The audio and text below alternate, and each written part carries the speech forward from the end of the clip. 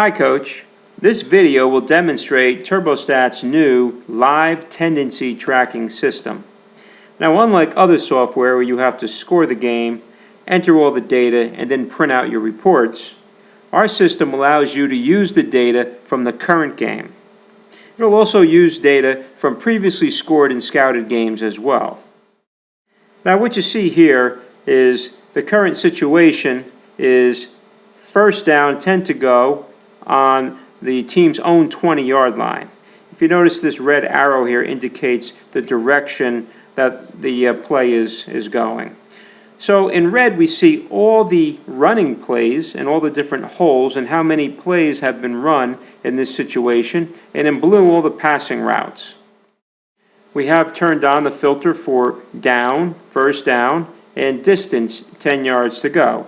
Now, if you notice up here, you see a little yellow bar that indicates the range of plus or minus yards for the to-go location. So it's 10 yards to go. And let's check our settings here. We have it set to plus or minus 3 yards. Let's drop that down to plus or minus 2 yards. So now we're going to include all plays that were run between first and 12 to first and 8.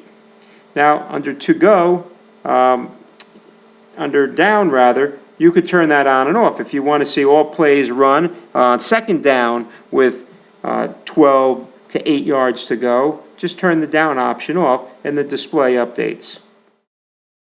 Now, the ball on location is very important, and there's also a range involved in that. So right now we're on the 20-yard line. If you see at the bottom, we indicate that we're using data from the 10-yard line up to the 30. And if we go back to the settings, we could see we could change that. If we want to go up to the 35, you could just add plus 15 yards to the criteria, hit recalculate, and hit close. And now you're seeing all the plays run between the 10-yard line and the 35-yard line.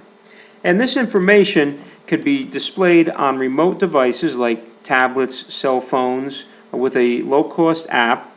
So your coaches on the field or in the press box could see this tendency information as each play develops. If you want to filter by formation, if you see on the left here, we could pick formation, and then we could choose the formation as we see things happening on the field. And notice quickly, we see now in the shotgun formation that these are the play calls that have been run from that formation in the past.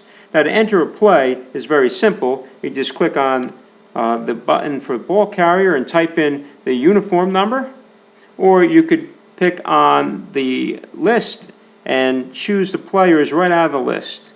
So either way, it's very simple to enter information, and the location on the field where the ball was run through, we have an auto tap option where you could turn on. So if I want to run the ball through the right middle of the field, I just tap in that location on the field, and you see under play it comes up right middle automatically.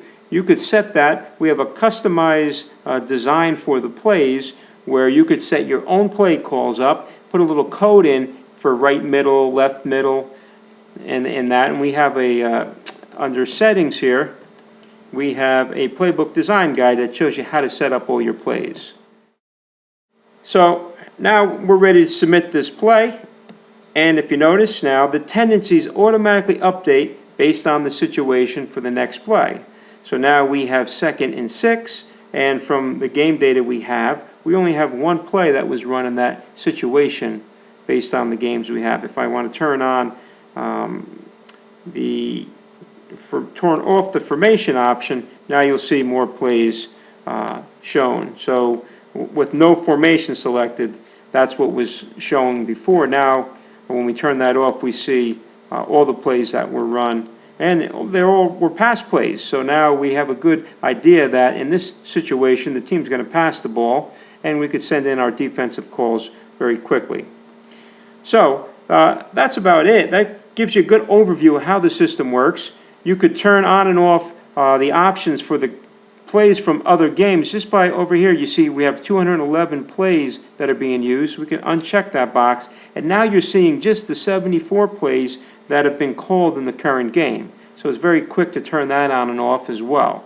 If you want to look at the score, teams will obviously do things when they're trailing, tie, or ahead. And if you check the option next to the score for the team with the ball, if there's any differences based on the score, you'll only see those tendencies as well. So we're going to be posting more videos on how to use this system as well. So please check our website, and thanks for watching.